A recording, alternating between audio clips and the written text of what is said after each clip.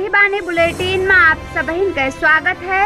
हम हैं अंशिका उपाध्याय। आप सब देखत हैं अवधि बानी।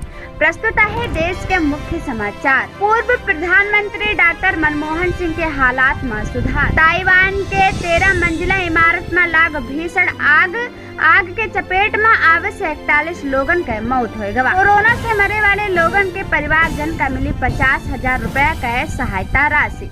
उत्तर प्रदेश के बहराइच जिला में आकाशीय बिजली गिरे से 2 किसानन के मौत हो गवा। आतंकी घर में घुस कर बिहार के 2 श्रमिक के हत्या कर दी। केरल में भारी बारिश के वजह से बना बाढ़ के स्थिति। भूस्खलन में 21 लोगन के मौत हो गवा। समाचार विस्तार से। अखिल भारतीय आयुर्वेद विज्ञान संस्थान में भर्ती पूर्व प्रधानमंत्री डॉक्टर मनमोहन सिंह जी के हालात में सुधार है। इनका हल्का बुखार और सांस लेवे के तकलीफ के चलते कार्डियो एम्स में भर्ती करावा रहा। प्रधानमंत्री नरेंद्र मोदी और अन्य राजनेता स्वस्थ होए के कामना की। दक्षिण ताइवान के काउंसिंग शहर में 13 मंजिला इमारत में लाग भीषण आग की चपेट में आवे से 41 लोगन के मौत हो गवा और 46 लोग गंभीर रूप से झुलस गए।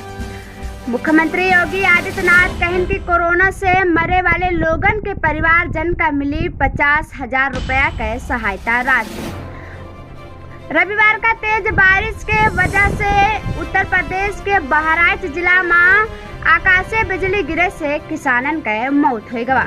रविवार शाम दक्षिण कश्मीर में कुलगांव में आतंकी घर में घुस के गोलाबारी में 2 किसान के मौत हो गवा और अन्य गंभीर रूप से घायल हो गए। केरल में भारी वर्षा के वजह से बना बाढ़ के स्थिति। भूस्खलन में 21 लोगन के मौत हो गवा और मरे वाले में महिला समेत बच्चे ज्यादा हैं और 1 दर्जन लोग अभी लापता हैं। यही के साथ में साप्ताहिक अवधि बुलेटिन समाप्त होता है। मंगल कामना के साथ जय सिया राम। और आप सब देखत रहें अवधि बानी।